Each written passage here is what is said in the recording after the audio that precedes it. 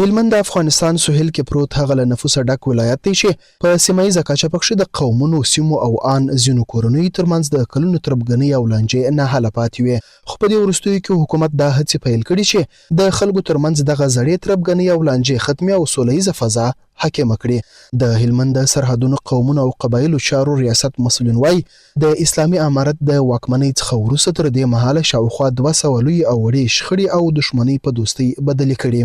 د مسؤلینو په خبره یا د شخړو کې 50 هغه شخړې او دښمنۍ وې چې په دوستۍ بدلې سوي چې قتلونه هم پکښې ترسره سوي وه. نو دا موضوعات موږ ډېر حل کړي، خو لوی شخړې مثلا چې د قتل موضوع به وه هغه موضوعات غالبا د 50 پر شاوخوا یا څه کم یا څه زیات په تقریبي ډول درته وایم چې دغه موضوعات موږ د قتل موضوعات مو حل کړي دي. اما ټوله موضوعات چې د خلکو مطلقې شخړې کوچنۍ ولوی تر 200 به غالبا موږ ډېرې حل کړي. نو لا هم انشاءالله کوشش کوو چې د خلکو په مابینځ کې دا مشکلات حل کړو. زموږ ولس دی موږ ته احتیاج لري ځکه موږ علما یو، موږ سپین ږیري یو، موږ باید د خپل ولس په درد باندې غمجن سو. نو د جرګو له لارې د شخړو او دښمنیو حل کول په دوستۍ او خپلوۍ بدلول کومې ګټې لري؟ خدا چې زموږ تیر تاریخ تر اوسه پورې په جرګو را ډک دی او د جرګو د لارې دا کار موږ کوي او زموږ پخوانیو مشرانو او زموږ اسلاف دغه صلح د جرګې د لارې څخه دوی تعقیب کړي دي او هغه میراث یې موږ ته تر اوسه پورې په سالم او مجود ډول راپورې شوی دی.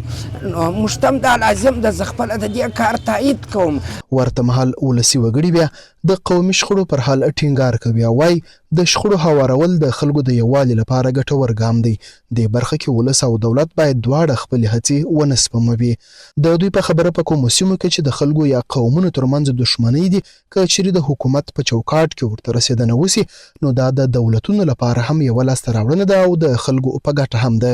وینه په وینه نه پرېولل کېږي، باید په منځ کې روغه جوړه وسي او زموږ تاسې خلک چې دي د روغې جوړې طرفداره دي او د امارت دغه زه یو قوي لاسته راوړنه بولم چې په قومي سلسله او د مشرانو په تفاهم باندې د خلکو تر مابین چې کوم مشکلات راغلي دي یا خدای نکرده مداوي راغلي دي هغوی ته د حل لاره پیدا کړي او روغه جوړه وکړي.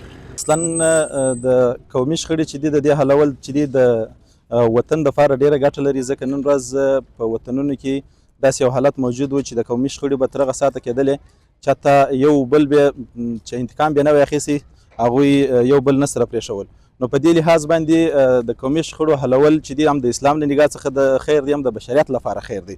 قومونو ترمنځ جوړه او د قومونو د شخړو اوارول دا ډېر پرمختګ سوی دی او دا زموږ د ټولنې او زموږ د کشر نسل دپاره دا یو ښه اقدام دی. د یادونې وړ ده چې د سرحدونو قومونو او قبایلو چارو وزارت د معلوماتو پر اساس په ټول هیواد کې د څه باندې 200,000 او 200 قومي شخړې حل او فصل سوي او دا لړۍ لا هم روانه ده. شاولي زرمل، امید رادیو، هلمند.